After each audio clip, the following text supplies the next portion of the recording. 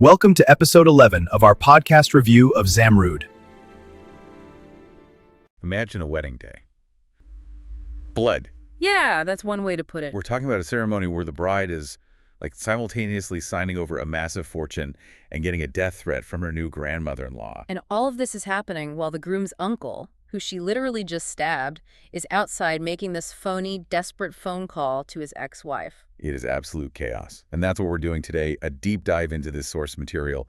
It's just a whirlwind of emotional and financial conflict. Exactly. Our mission here is to really unpack the key moments. You know, how power works in this family, how wealth gets moved around like a chess piece, and of course how violence is just another tool for revenge between Adnan, Zamrud, Abbas, all of them. We've got accusations flying, divorce papers, and probably one of the most high-stakes wedding ceremonies I've ever come across. And the sources, they show a world where, old secrets and new ambitions are just completely tangled up. It suggests nothing, especially love, is what it seems. So as you listen, just keep one question in mind. How do love, power, and revenge become, well, completely interchangeable? A good place to start is with Abbas. He is a man who is just losing control on every single front. Right. His downfall really kicks off with the divorce from Navin. We see him in this moment of just pure desperation. He's pleading with her. She's literally taking her jewelry, and he's trying to stop her, saying she is his life's greatest wealth. That the golden diamonds mean nothing. But that doesn't really track, does it? I mean, given how he treated her before, Navin is, she's not buying it. Her resolve is solid. Not at all. She says she can't forgive him for destroying her honor, her izzat, and making her name infamous. For her, reputation is the real currency here, not the diamonds. And here's the crucial detail the source gives us. Navin wasn't acting alone. No, she was encouraged by Zamrud, the woman who's about to marry Adnan. Zamrud is the one who helped her find a lawyer. So Zamrud is already making moves before she's even officially in the family. She's actively destabilizing Abbas's life. And Abbas sees it immediately. He completely loses it over this lawyer, calls him a dorinda, which is what, like a beast? A monster. A beast, and then he threatens to hang him in the middle of the city. This isn't just a man upset about his marriage ending. This is a powerful man terrified of being publicly dishonored. That terror, that loss of control, it just bleeds right into his next confrontation, the one with Adnan about the attack on Sanya. Adnan flat out accuses him, right? He seems to think his uncle is fully capable of an assassination attempt. He does, and Abbas's defense is just a masterclass in self-pity. He lists all the good things he did. He brought rations, he bought coal, gave Sanya money. He even claims he fell at her feet to apologize. Yeah. He's trying so hard to frame himself as the victim. But then he pivots, and this is what's so fascinating. He uses that victim narrative to shift all the blame onto Zamrud, the girl you were marrying. He says she's ruining his home, filling Navin's head with these ideas, and then he delivers that incredible line. Oh, I know the one. He says he gets blamed for everything, even if a gun is found lying on the ground. Which, it doesn't sound like something an innocent person says. It sounds like something a person who is always around suspicious circumstances says. Exactly. Okay, but let's connect this to a wider theme in the source material about money. While Abbas is losing everything, we get this parallel story about a man named Ahsan. Right. His fiancée just left him for an auto parts worker. And the reason is just brutally simple. Ahsan has no job, no future. His mom is sick. She chose stability. She chose money over love. And that little story is basically the thesis statement for this whole world. Security beats emotion every single time.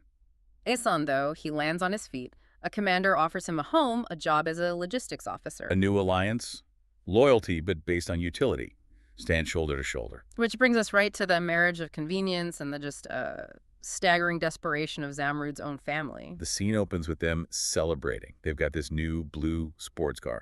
It's meant to be a symbol of their new wealth, their connection to the Demirkan family. But the reality behind that car is, it's horrifying. Zamrud's mother, Guria, reveals she took out a loan to buy it. Not just any loan. It's from Ende Midat, a known loan shark.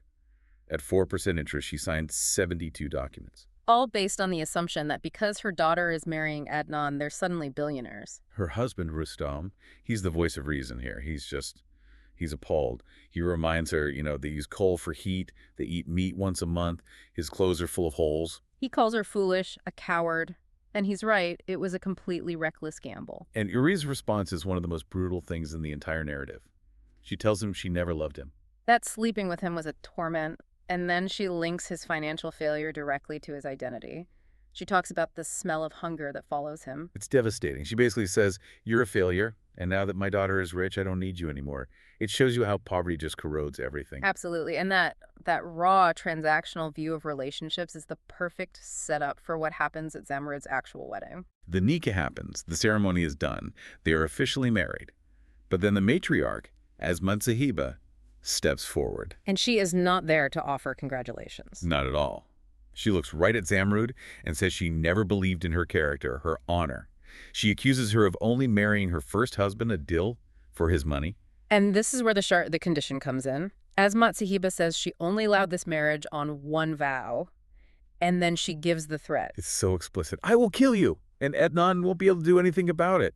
It's a declaration of war disguised as a wedding blessing. But Zamrud is 10 steps ahead. She doesn't cower. She immediately confronts Azmud Sahiba and makes her big power play. Right after the vows. The timing is critical. She signs over her entire inheritance from her late husband, Adil Sahib, to Adnan. Making Adnan the new president of Demirkan Holding instantly. This isn't about love. It's a corporate takeover. She bypasses the matriarch, gives Adnan all the power, and in doing so, buys his loyalty and protection. She uses the very thing Azmud Sahiba thought was her leverage, that inheritance, to completely neutralize her. It's brilliant. And the tragic punchline to all this. Her mother, Aurea, who took out that massive loan from the loan shark, thinking she'd have access to that inheritance, she just collapses. Her whole plan is ruined by her daughter's much, much bigger games. It's an incredible move, but Zamrud isn't just playing corporate games. She's also willing to get her hands dirty, which brings us to the violent climax. That's right. We kind of skipped over this, but before she signs those papers, Zamrud stabs Abbas with a kunjar, a dagger. The symbolism is just wow. Abbas confronts her later and reveals how serious it was. The doctor told him if the blade had been 2 centimeters lower, he would have lost his manhood. This wasn't just an attack. It was a targeted act of humiliation. And Abbas's reaction is this wild mix of genuine pain and just astonishing self-pity. He accuses her of marrying Adnan just to ruin him. But then he asks that question that is at the core of his entire being. Adil was good, Adnan is good, why is Abbas bad? Why does no one love me? He just can't understand it. He has power, but he has no affection, and he can't reconcile those two things. That self-pity, though, it vanishes pretty quickly. It turns right into homicidal rage. Immediately.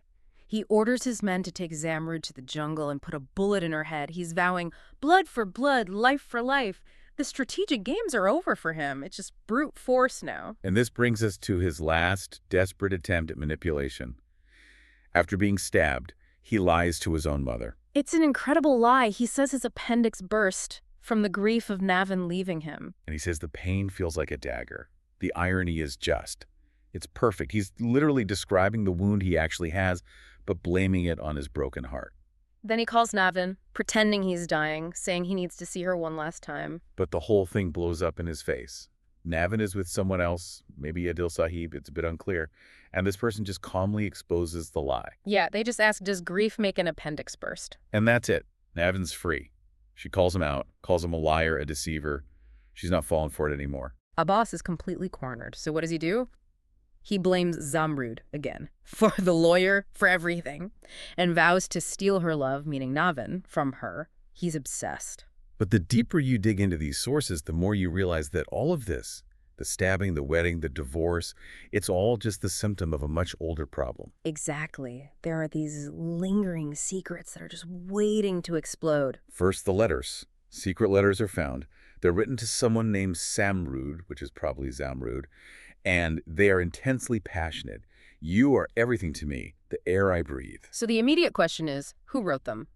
Was it Adnan, meaning they had a relationship before all this? Was it Abbas, showing some deeper obsession?